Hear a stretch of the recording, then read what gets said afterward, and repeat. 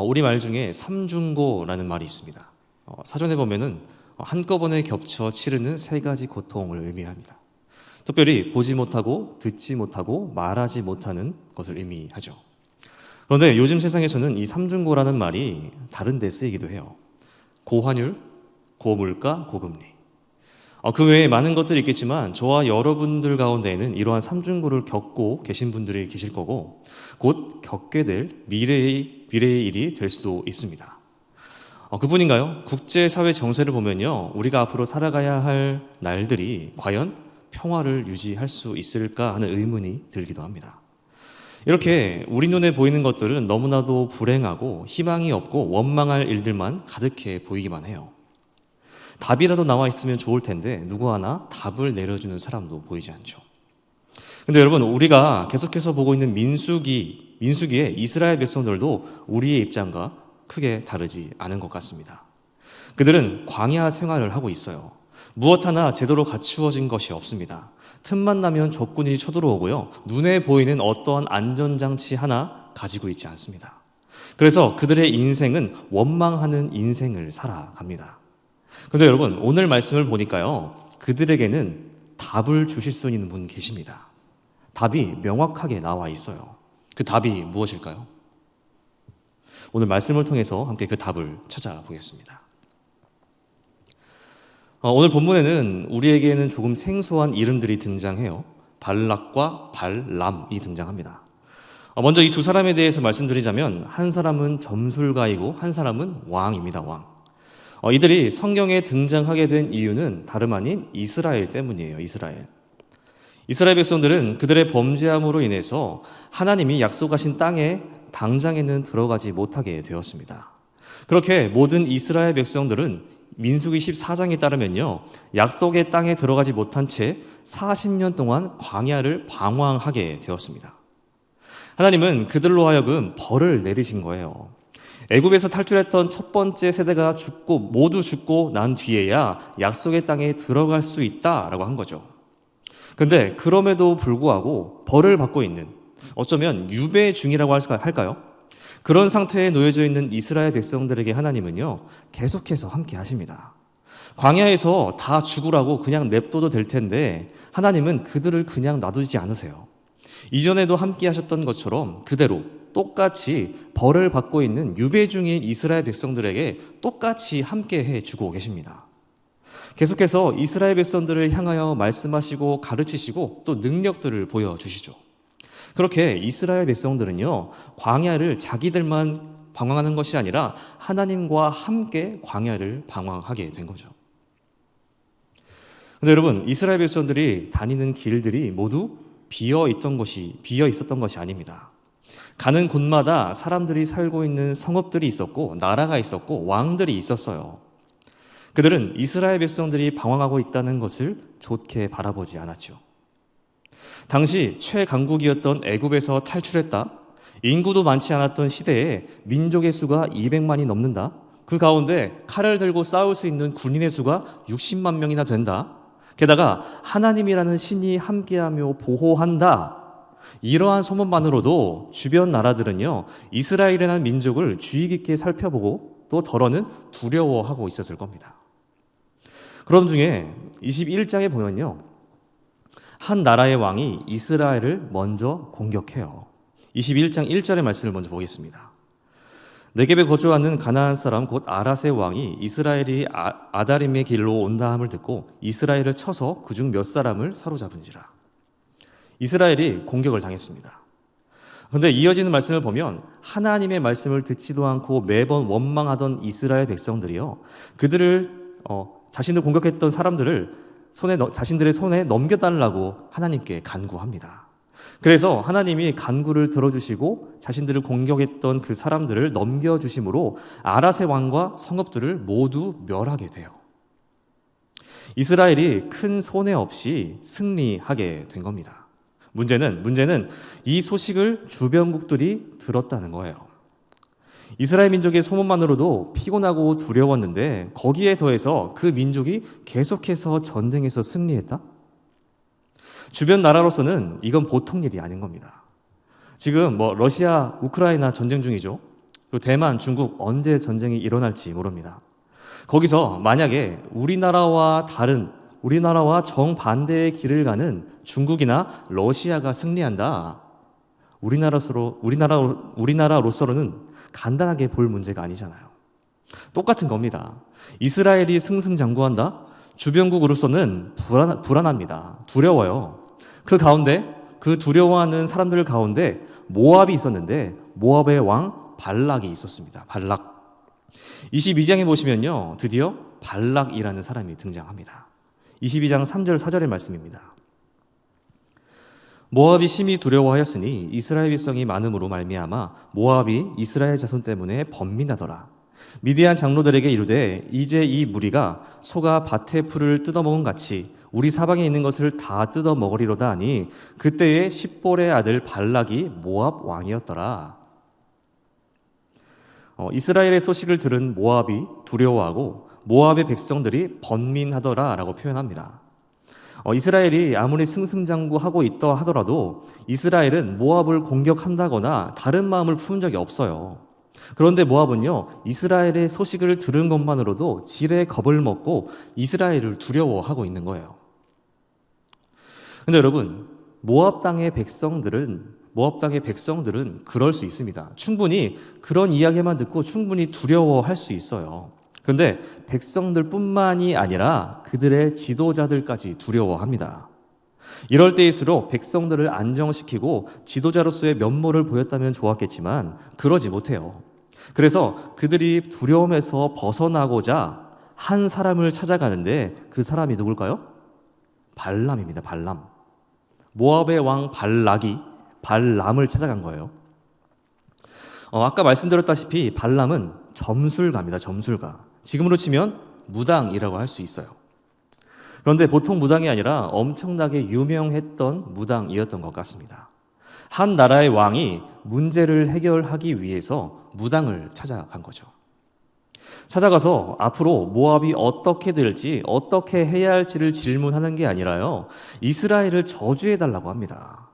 모압이 더 강하게 되려면, 또 더 잘 되려면 어떻게 해야 할지를 질문했으면 더 좋았을지도 모르겠어요. 그런데 그 유명한 무당을 찾아가서 모압에 대해 별 생각도 없는 이스라엘을 저주해달라고 말하고 있는 겁니다. 이스라엘이 이것을 알았다면 좀 억울했을 것 같습니다. 나는 별 생각도 없는데 누군가가 지레 나로부터 겁을 먹고 나도 모르는 사이에 나를 저주한다? 기분이 정말 좋지 않겠죠. 근데 여러분, 이 발람이라는 무당이요, 하나님을 알고 있었던 사람입니다. 모압 왕 발락이 저주해달라고 청탁했을 때 발람은요, 나는 여호와가 이르시는 대로 대답할 것입니다 라고 말하면서 발락의 청탁을 유예해요. 그리고서는 신비한 일이 벌어지는데요, 하나님이 무당 발람에게 나타나십니다. 이스라엘 백성들과 지도자들 외에 나타나지 않으셨던 하나님이 일개 이방족 속의 무당에게 찾아가신 거예요. 왜 나타나셨을까요? 이스라엘을 향한 저주를 막기 위해, 저지하기 위해 친히 무당에게 나타나신 거예요. 그래서 하나님은 발람에게 말씀하시는데요, 이스라엘을 저주하지 말고 오히려 축복하라라고 말씀하십니다. 그래서 발람은 발락의 청탁과는 정반대의 일을 하게 됩니다. 저주해달라고 하는데 청탁을 거절하고 오히려 축복하는, 이러한 과정에서 모압의 왕 발락도 하나님을 알게 되고 하나님의 말씀을 대언하는 발람의 말도 인정하게 됩니다.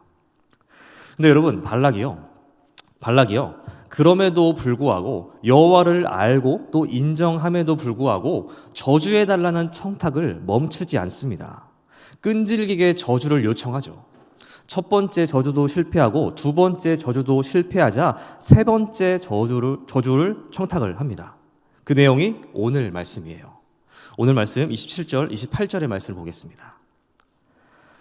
발락이 발람에게 또 이르되 오라, 내가 너를 다른 곳으로 인도하리니 내가 거기서 나를 위하여 그들을 저주하기를 하나님이 혹시 기뻐하리라 하고 하시리라 하고, 발락이 발람을 인도하여 광야가 내려다 보이는 부올산 꼭대기에 이르니.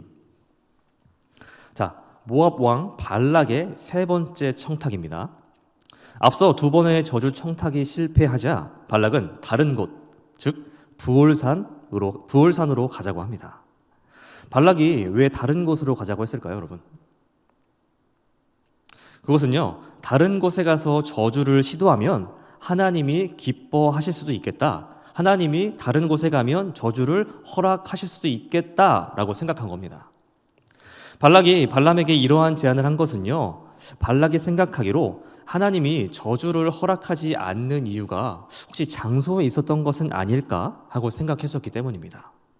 그래서 저주를 실패했던 장소를 버려두고 새로운 장소로 가서 저주를 성공시키려고 하는 거예요. 정말로 끈질기죠. 하나님이 원하시는 장소가 따로 있겠지. 하나님이 여기 아니라 저기 있겠지 하면서 착각하고 있는 겁니다. 근데 여러분, 하나님은 여기 계시지 않고 저기 계시는 분이 아니라 여기도 계시고 저기도 계시는 어디에나 계시는 무소부재하신 하나님이십니다. 계시지 않는 곳이 없어요. 심지어 어제도 오늘도 내일도 계신 하나님이라는 겁니다. 시편 139편의 다윗의 시를 보면요, 다윗이 이렇게 이야기합니다. 8절에 보시면 내가 하늘에 올라갈지라도 거기 계시며 스올에 내 자리를 펼지라도 거기 계시니이다. 하늘에 올라갈지라도 스올에 자리를 펼지라도 계신다. 이 말은요, 내가 불가능한 일을 행할지라도 하나님은 그 불가능을 뛰어넘는 분이시고 그것을 뛰어넘어서도 함께 거하시는 분이라는 거예요. 우리가 상상할 수 없는 전지전능한 방법으로 무소부재를 행하시는 하나님이라는 거죠. 그렇다면 여러분, 오늘 우리의 신앙은 어떻습니까? 혹 교회에 와야만 하나님이 계신 것처럼, 혹 수련회나 선교에 가야만 하나님을 만날 수 있다는 생각을 하고 또 행동을 하고 있는 것은 아닌가요? 오늘 저와 여러분의 신앙이 그것을 뛰어넘을 수 있기를 바랍니다. 어디에나 계시는 하나님, 특정한 곳을 가야만 만나는 하나님이 아니라 우리의 삶의 자리에 계시는 하나님을 만날 수 있기를 바라요. 찾을 수 있기를 바랍니다.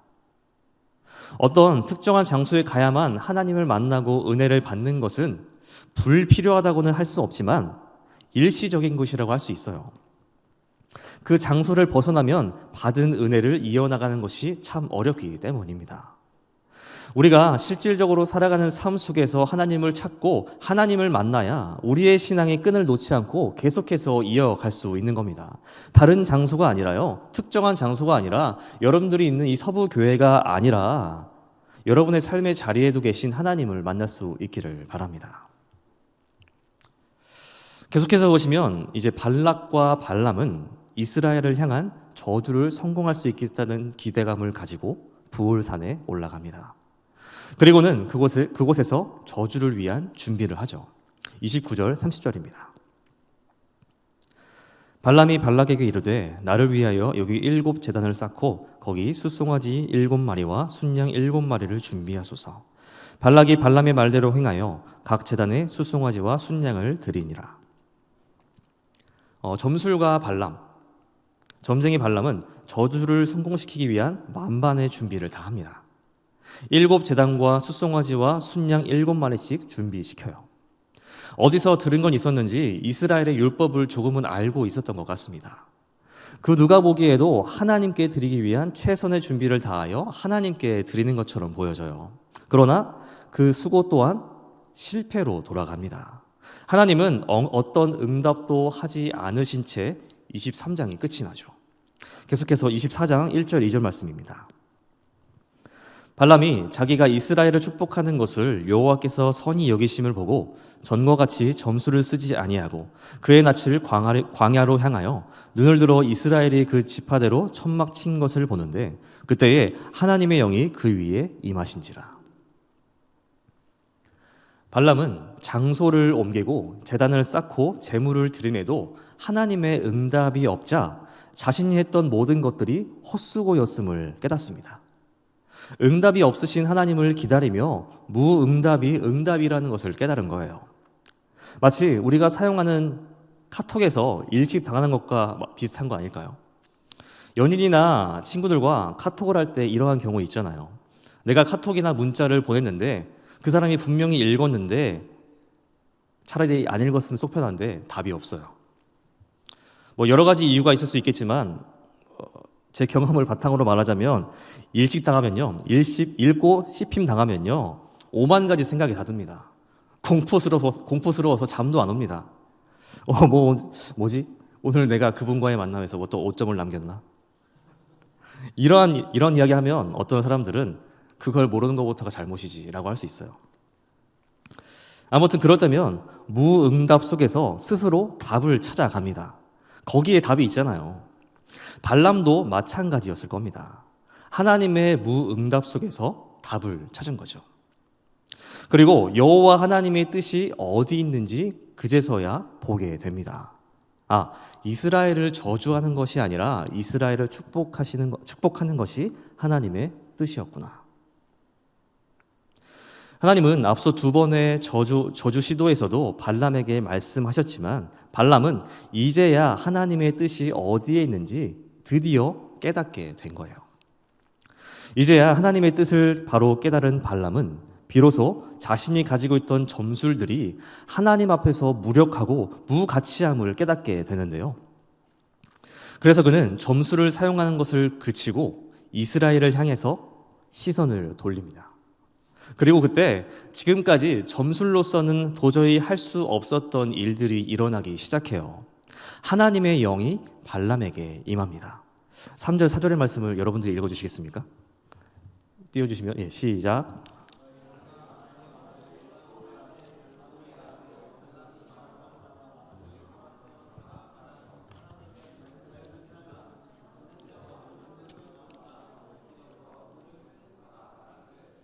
감사합니다. 발람에게 하나님의 영이 임하자 발람은 새로운 말들을 하게 됩니다. 지금까지 자신은 유명한 점술가로서 살아오면서 눈을 뜬 자로 살아왔다고 생각했을 거예요.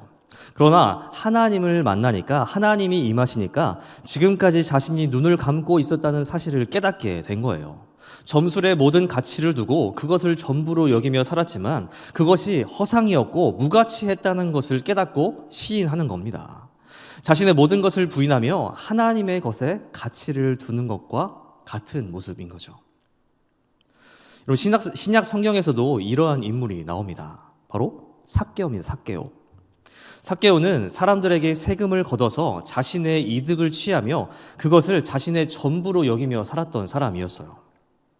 그런데 그랬던 그가 예수님을 만나자 자신의 모든 것을 내려놓는 결단을 하게 됩니다. 가난한 자를 위하여 자신의 재물을 내어주고 빼앗은 것이 있으면 4배나 더하여 갚게 되죠. 이처럼 여러분, 하나님을 진정으로 만나면, 예수님을 진정으로 만나면 가장 먼저 나타나는 모습은 자기를 부인하며 지금까지 두었던 가치들을 하나님께로 옮기는 것 아닐까요? 하나님의 영이 임함으로 영의 눈을 뜬 발람. 이제 그는 새로운 것을 보게 됩니다. 하나님이 이스라엘에게 행하실 미래, 즉 이스라엘의 비전을 보게 되죠. 5절에서 7절입니다.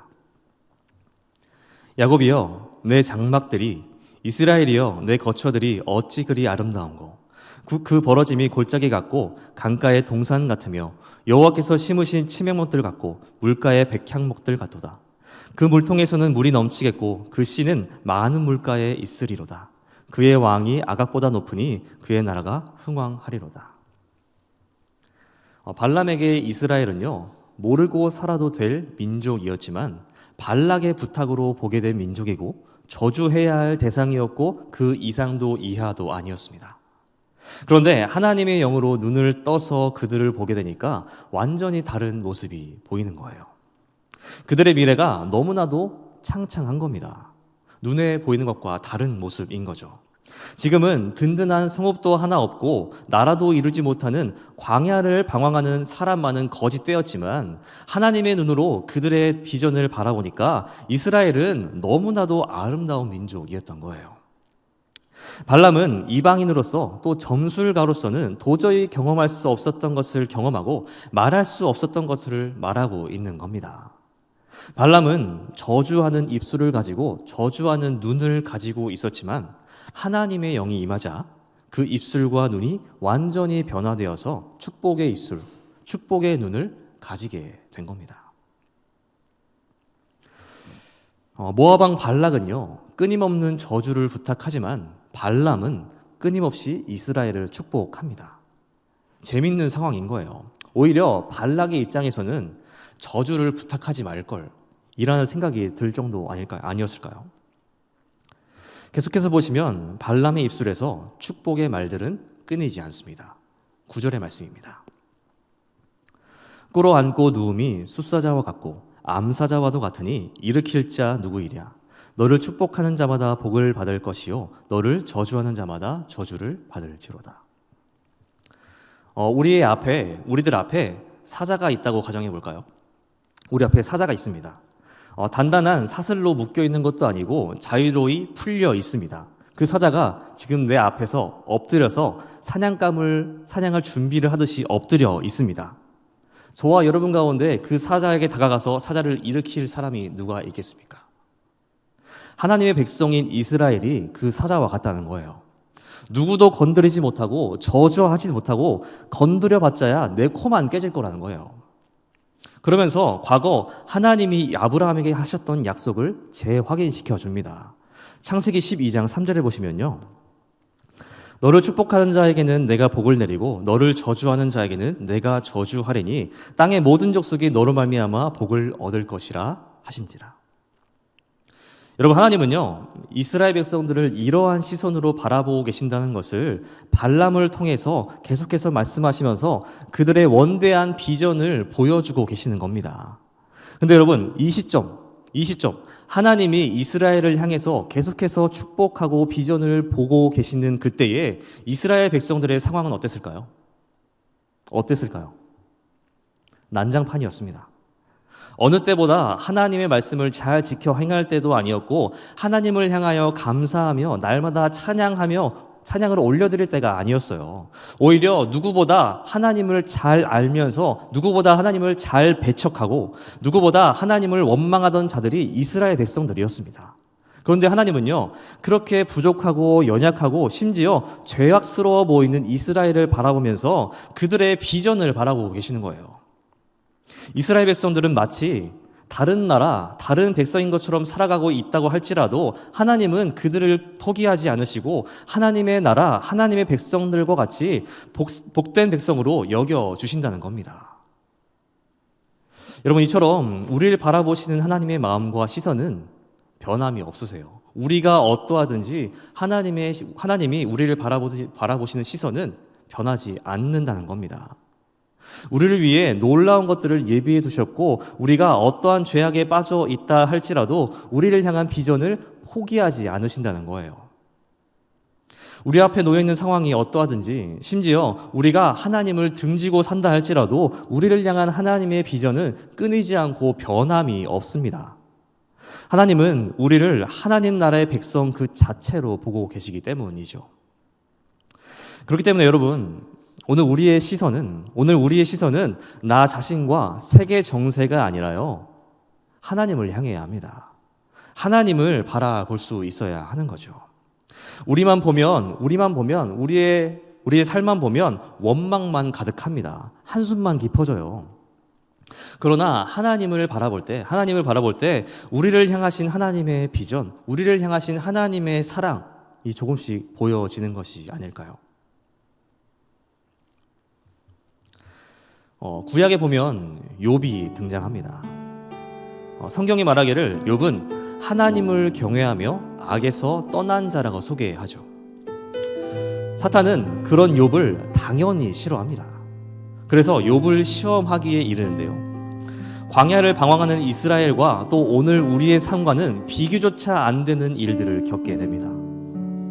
가족들이 모두 죽게 되고 가지고 있던 모든 것들을 잃게 되죠.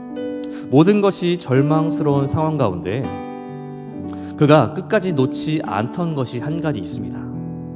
그것이 바로 하나님이었어요. 하나님. 모든 것이 무너진 상황에서 그는 끝까지 하나님을 붙들었던 거죠.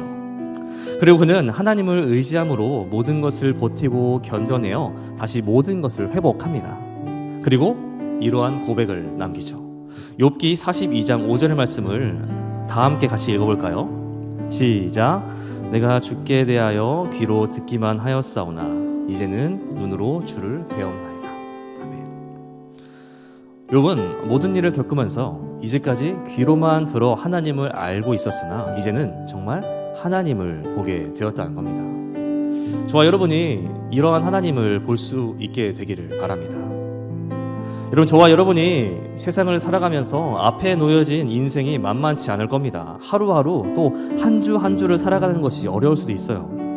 욥의 인생과는 비교할 수는 없겠지만 우리가 학생으로, 직장인으로 또는 다른 여러 가지 모습으로 세상을 살아간다는 것이 너무나도 빡빡하고 어려운 세상이에요. 오죽하면 삼중고, 오죽하면 다 포기하는 세대라고 하겠습니까? 근데 여러분, 지금이 그 어느 때보다 하나님을 바라보기 딱 좋은 때입니다. 우리가 바라볼 분은 하나님뿐입니다. 하나님은 지금도 우리가 하나님을 바라보시길 기다리고 계실 거예요. 우리의 한 주가 아무리 빡빡하고 바쁘고 어렵다고 할지라도 하나님은 우리의 그 모습에서 하나님의 비전을 바라보고 계십니다. 이제 우리의 시선을 우리의 자리가 아니라 우리의 삶이 아니라 우리의 시선을 하나님께 돌려드리세요. 그것이 그의 나라에 속한 사람, 그의 백성 된 자의 모습이 아닐까. 오늘 저와 여러분의 눈이 나에게만 놓여 있고 우리의 상황에만 몰두해 있었다면 이제는 욥의 고백과 같이 지금까지 귀로만 들었으나 이제야 제가 주님을 바라봅니다 고백하며 하나님을 바라볼 수 있는, 그곳에서 진정한 비전, 하나님의 비전, 나의 비전을 찾아내는 하나님을 만나는 저와 여러분들 될 수 있기를 바랍니다. 기도하겠습니다.